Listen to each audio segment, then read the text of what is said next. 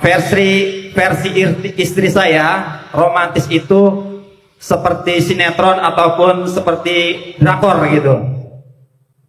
Oke. Yang mungkin tiap hari mengucapkan sayang lah atau cepening lah gitu. Sedangkan saya kan tidak romantisnya tidak seperti itu gitu.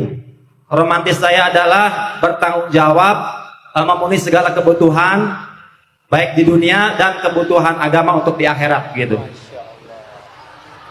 Nah, untuk menyamakan persepsi itu seperti apa gitu, karena menurut saya romantis yang ada di drakor atau di sinetron itu adalah artifisial gitu atau pura-puraan gitu. Sedangkan yang tulus dari hati itu bagaimana seorang suami bertanggung jawab atas segala kebutuhan istri dan anak-anaknya.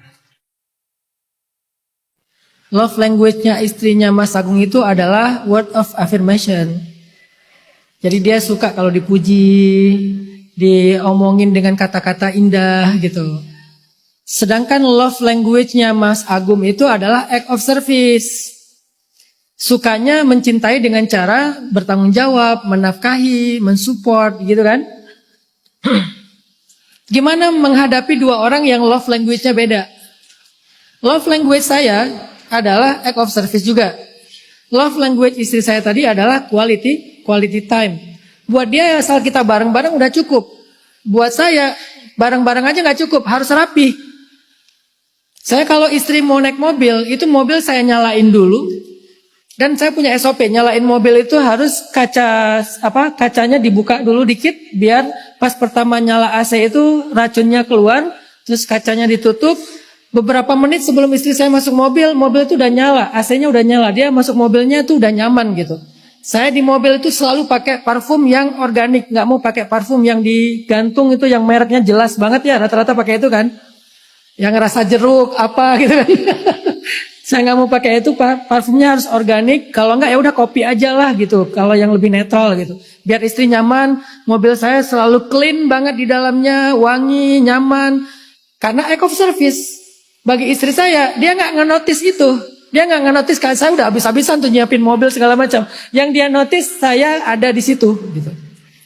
Kan ini beda cara mencintai dan cara ingin dicintai kan gitu kan? Love language itu kan. Mungkin kalau kita hanya mengandalkan bakat love language, nggak bakal ketemu. Karena masing-masing punya cara yang berbeda. Sekarang pertanyaan, siapa yang mau berdamai dan mau ngalah? Karena teladan terbaik dalam rumah tangga tetaplah Rasulullah SAW. Saya nggak tahu love language Nabi itu apa, tapi Nabi juga act of service. Dari mana kita tahu Nabi act of service? Suatu hari para sahabat bertanya kepada Sayyidah Aisyah, "Ya Aisyah, wahai Bunda Aisyah, apa yang dilakukan Nabi di rumah?" Kata Aisyah, "Nabi mengerjakan pekerjaan istrinya di rumah."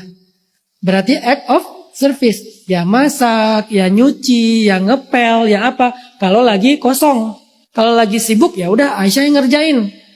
Jadi nggak salah juga kalau ternyata sesekali mengganti love language-nya. Tapi dalam konteks yang lain, Nabi love language-nya itu word of affirmation banget. Nabi itu kadang-kadang manggil Aisyah itu dengan dua panggilan. Pertama manggilnya dengan Aish. Aish itu bahasa Arab yang jadi bahasa Sunda. Eis. Karena orang Sunda nggak bisa bilang Ain, jadi Eis. Apa arti Aish? Aish itu artinya perempuan yang bahagia. Atau perempuan yang menarik. Itu namanya Aish. Atau manggilnya dengan panggilan yang terkenal Humaira, yang wajahnya kemerah-merahan. Itu kan word of affirmation. Dia memanggil dengan panggilan yang disukai, memuji, mengatakan kalimat-kalimat yang baik. Itu word of affirmation. Kadang-kadang juga gift. Kadang-kadang ya pastinya quality time ketika mereka lari bareng gitu kan. Setelah pulang dari sebuah perjalanan, capek, Nabi sibuk banget, Nabi kasih waktu khusus buat Aisyah. Aisyah yuk kita lomba lari, quality time. Kadang apalagi physical touch. Ada banyak hadis tentang bagaimana physical touch antara Rasulullah dengan Sayyidah Aisyah. Sampai sholat aja physical touch. Gimana sholat yang physical touch? Nabi kalau sholat tahajud itu berdirinya di sebelah Aisyah. Walaupun hadis ini kalau dilihat dari sudut pandang fikih akan sedikit berbeda pendapat ya antara satu mazhab dengan mazhab yang lain. Tapi saya nggak lagi ngomongin fikih. Nabi sholat tahajud di sebelah Aisyah.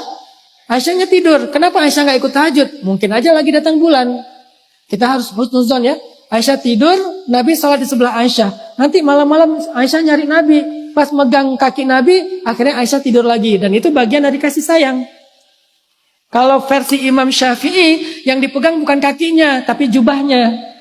Kalau versi Imam Ahmad, yang dipegang adalah kakinya. Karena beda mazhab fikih. Bagi Imam Syafi'i, menyentuh suami istri itu batal wudu. Bagi mazhab yang lain, tidak batal wudu selama tidak nafsu. Allahu a'lam. Yang jelas ada physical touch di situ. Maka Pak Agum, nggak apa-apa Pak Agum punya cara mencintai yang originally punya Pak Agum, yaitu act of service. Tapi nggak ada salahnya juga sesekali Pak Agum belajar dari Andre Taulany. Ayah kamu tukang bengkel ya? Enggak, kata dia. Jadi bingung ya jawabnya ya.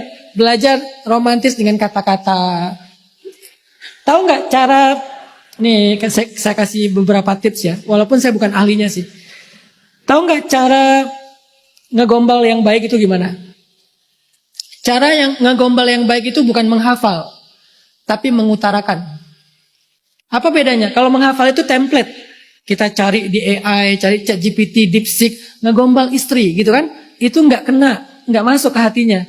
Cara ngegombal terbaik, pandang dia, rasakan perasaan tentang dia, katakan. Pasti indah. Jadi semua orang yang mencintai pasti bisa ngegombal. Nggak harus punya bakat romantis dengan kata-kata. Jadi kalau Pak Agung ngerasa, saya nggak tahu cara ngegombal Ustadz. Nggak usah ngegombal. Lihat aja dia.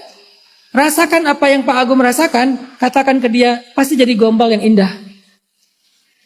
Sekedar bilang, kamu cantik banget sih hari ini. Itu bagi cewek itu udah terbang tak kemana itu. Udah terbang ke black hole kali dia tuh. Hilang gitu ya. Karena bagi mereka mungkin, bagi istrinya Pak Agung itu sesuatu yang berharga. Dan nanti ada kalimat dari ulama, al-kalimatu thayyibah shadaqatun. Ucapan yang baik itu sedekah. Jadi coba niatkan Pak Agung setiap hari sedekah sekali aja. Misalnya sebelum tidur, pengen sedekah lihat bentar, lama. Kamu lihat apa sih? Enggak, aku masih nggak percaya. Kok ada bidadari sebelah aku? Misalnya. Apalah gitu, apalah. Ini bukan template ya, ini bukan template. Ini hanya simulasi aja. Sedekah malam-malam sebelum tidur, sedekah dengan kata-kata. Nanti istri juga gitu, belajar untuk memahami suami itu adalah, ada tipe cowok, romantisnya itu justru dalam diam. Bukan dalam ucapan, tapi dalam diam. Dia peduli, dia perhatian, dia support, itu romantis dia. Sehingga istri nggak ngerasa nggak dicintai, karena dia mencoba untuk memahami suaminya. Jadi memang harus saling mengerti.